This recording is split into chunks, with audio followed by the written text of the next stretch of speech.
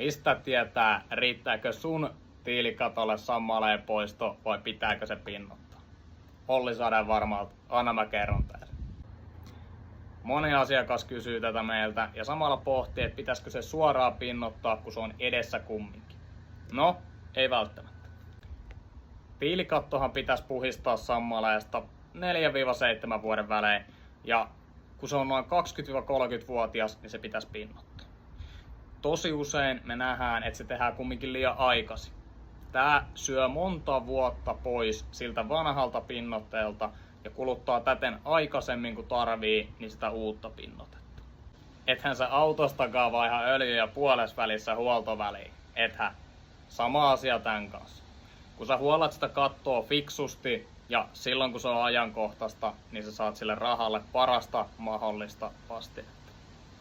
Me tehdään sun tiilikatolle ilmainen kuntotarkastus ja kerrotaan, että mitä sinne oikeasti täytyy tehdä. Kurkkaa meidän nettisivut ja ota meihin yhteyttä.